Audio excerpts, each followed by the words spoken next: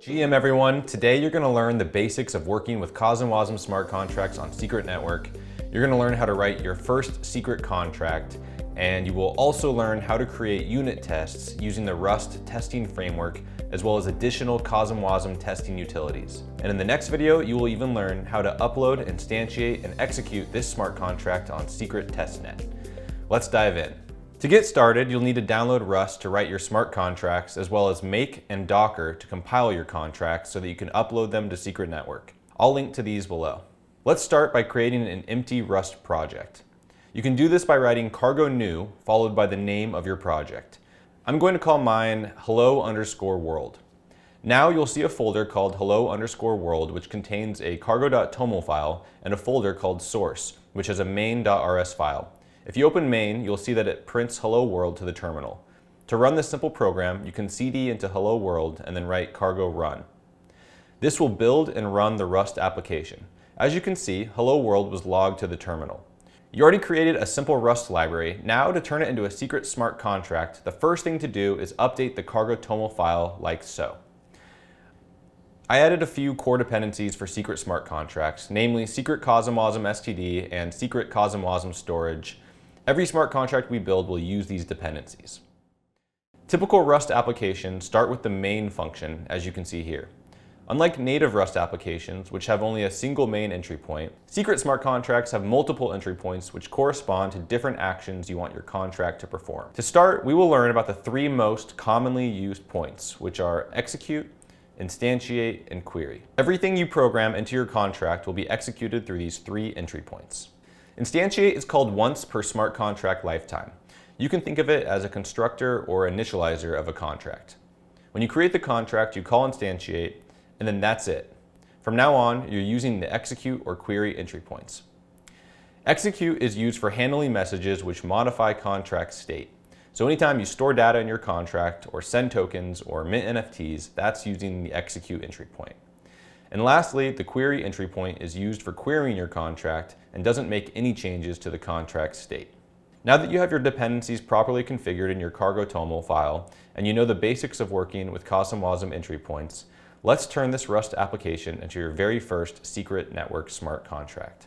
To start, delete main.rs and create 4 empty files called state, msg, contract, and lib. Together, these 4 files make up your entire smart contract. State handles state management, defining how data is stored, accessed, and updated within the contract storage.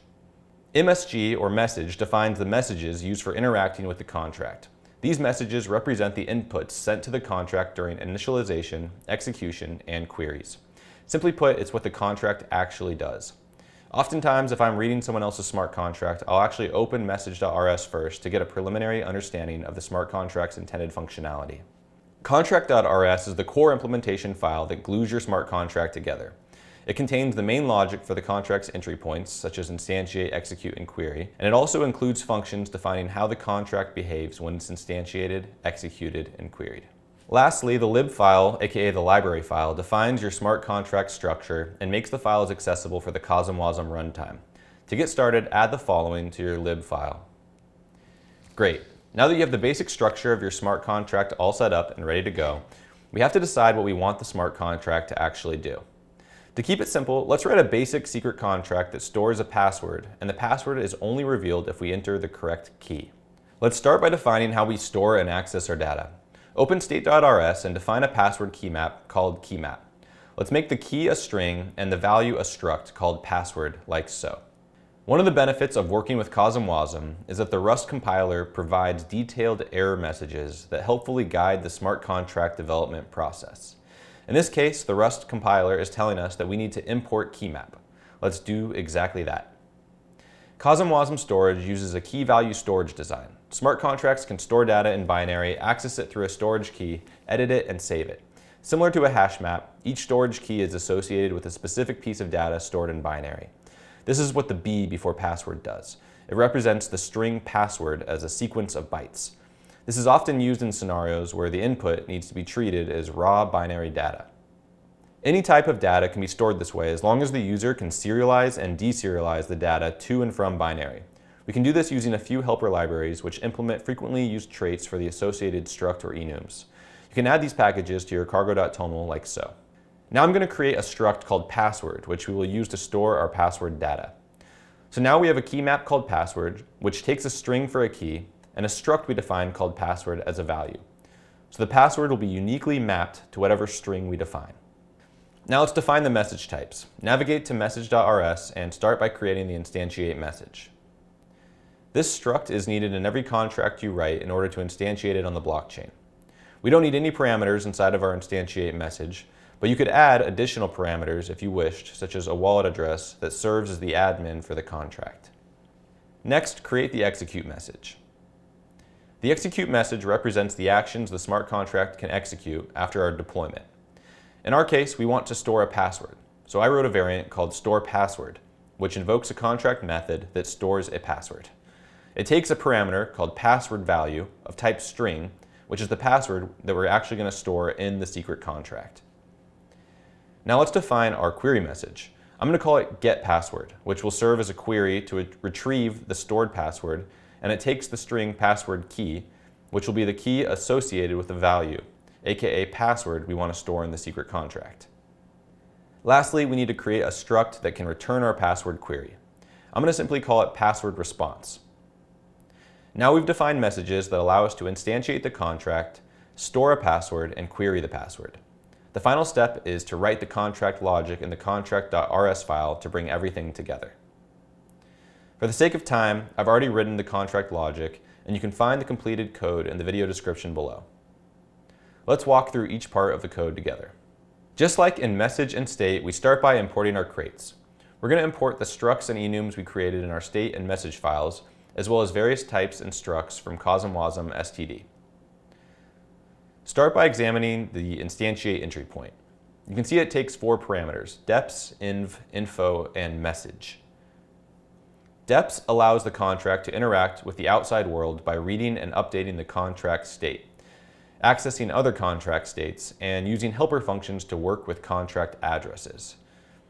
Inv is an object that represents the current state of the blockchain when the contract is executed, including the blockchain's height, timestamp, and the address of the contract being called. It's short for environment.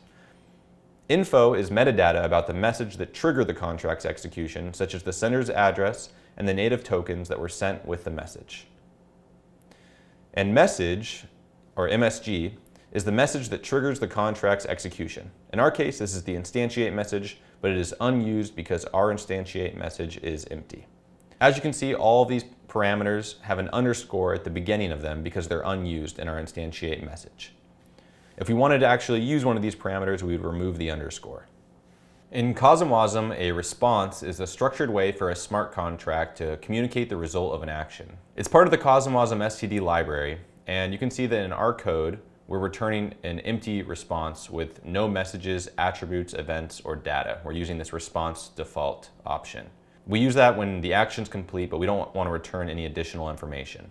The response simply tells Secret Network what the smart contract actually did, such as updating state or setting tokens, or in this case, instantiating our smart contract. Now, let's look at the execute entry point. As you can see, it takes the same 4 parameters as before, but now we're using them a little differently. Previously, we had this instantiate message, which was unused here. Now the message is being used because we're passing an execute message, which is actually modifying the state of the blockchain. So we'll see here we have a match statement with our execute message variant of store password, which takes a password key and a password value. And what we're going to do is, if this variant is executed, we're going to call this function try store password, which takes that password key and that password value.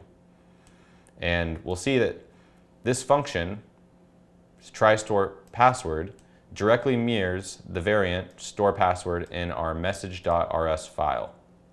So if we go back to message.rs, we see store password variant contains the password key and the password value, and we go back to contract and we see that here too it contains the password key and the password value. And it also contains these additional parameters such as the dependencies and the environment, because we actually need those for modifying the contract's state and the state of the blockchain.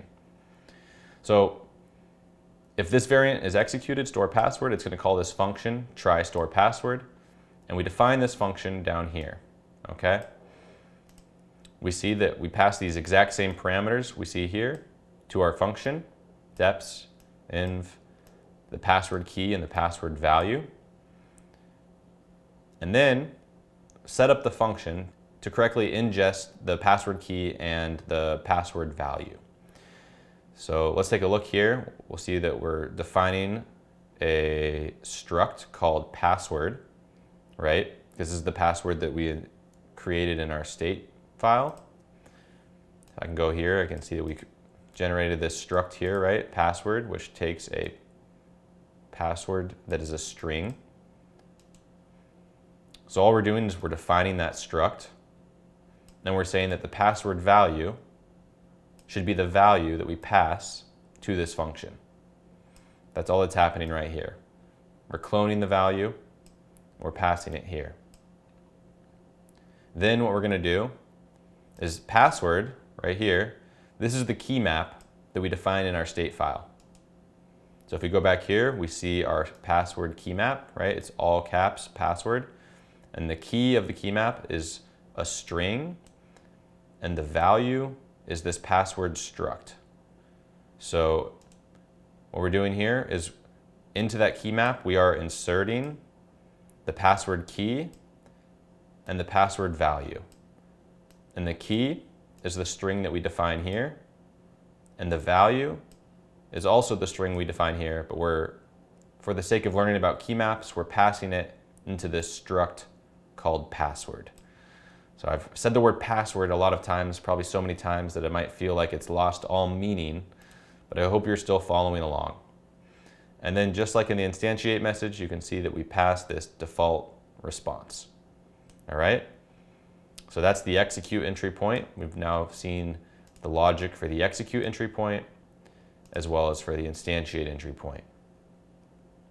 And if you want to dive deeper into any of these parameters and kind of see more how they look underneath the hood, you can just on a Mac hold down Command and then right click, and you can learn more about what actually makes up that parameter. Like in here we see we have this storage, API, and querier parameters that are being passed to deps mute.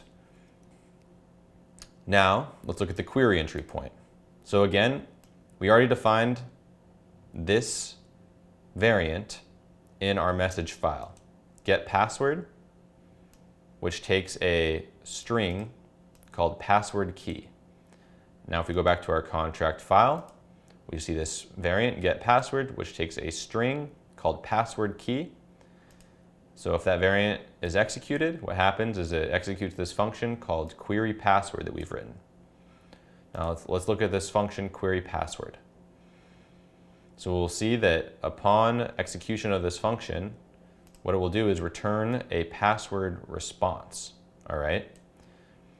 And again, the password response is something we've already defined in our message.rs file. So if I click on this, if I hold down Command on Mac and right click, it takes me back to the password response we defined, which is our password, all right? Let's take a look at that again. So we're going to pass a key, and if the password key is correct, it should return the password's value, all right? Let's try this out. So first what we want to do is try to return this password response, right? That's what we return if we input the correct information. It should return the password. It should return the password value if we input the correct password key. So first, we just define this struct called password, right?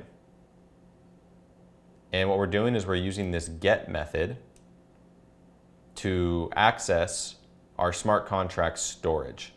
So previously, if we called store password, we use this insert method to insert the password key and value into that password key map.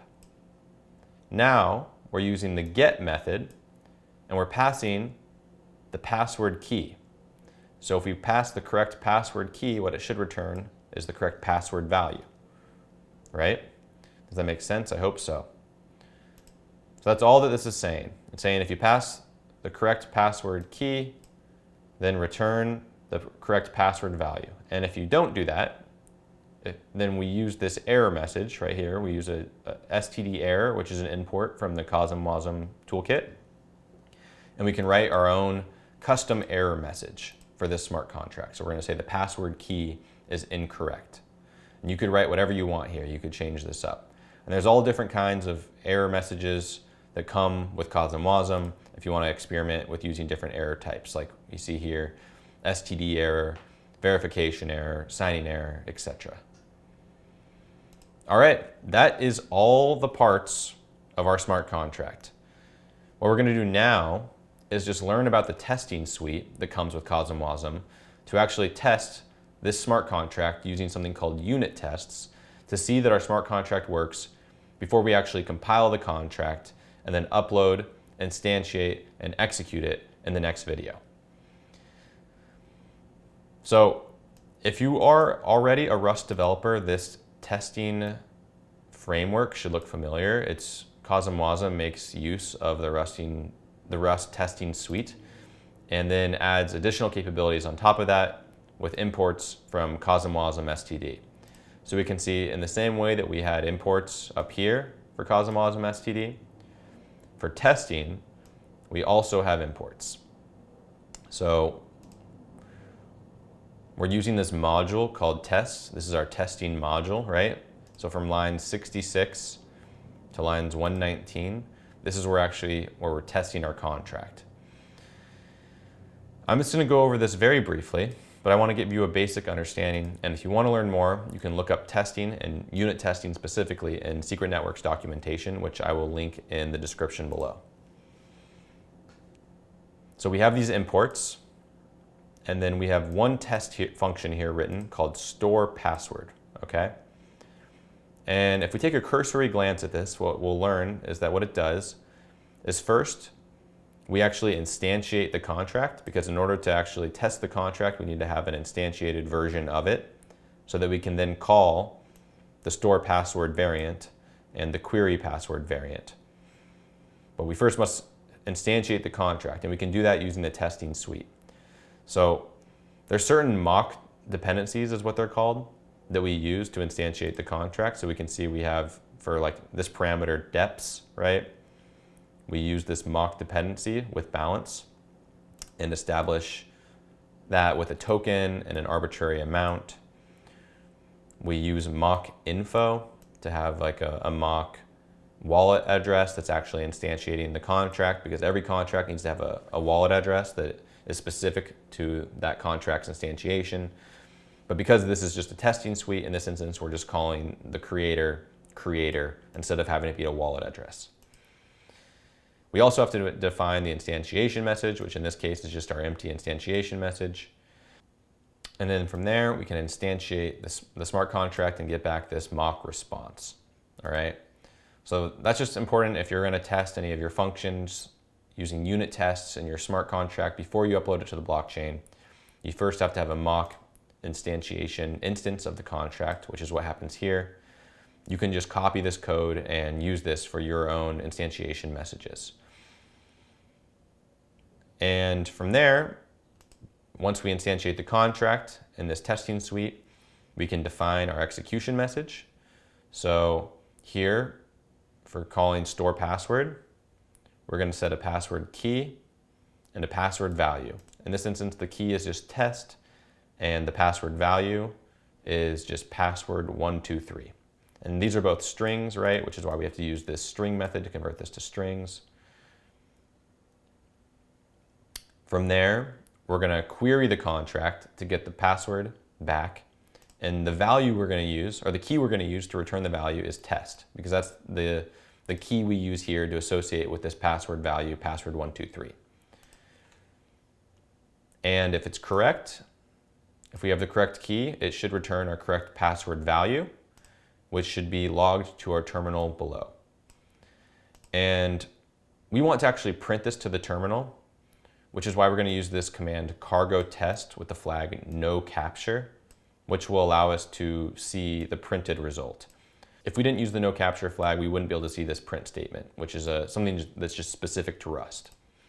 So before we run this command to see that our test is successful, let's actually create an instance where it should be unsuccessful and the test should fail.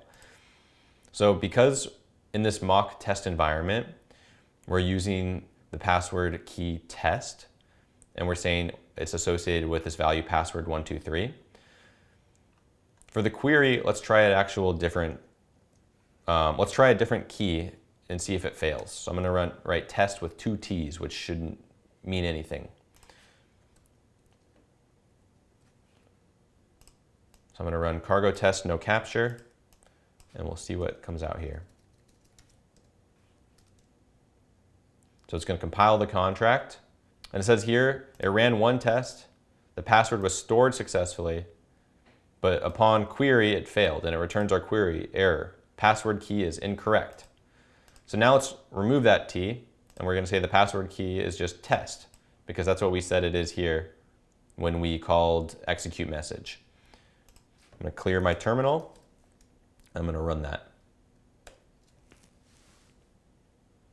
Amazing. Now it says password was stored successfully, and it was also queried successfully. Our test result is okay, and it has passed. Thank you so much, everybody, for watching today. This has been the very first introduction to CosmWasm and secret smart contracts. Today you learned how to write your first secret contract and also how to test it using unit tests with the CosmWasm testing suite. In the next video, you're going to learn how to actually upload, instantiate, and execute your smart contract on Secret Testnet. Like and subscribe to this video, and stay tuned for more content from Secret Network. Thanks so much, everybody, and see you soon.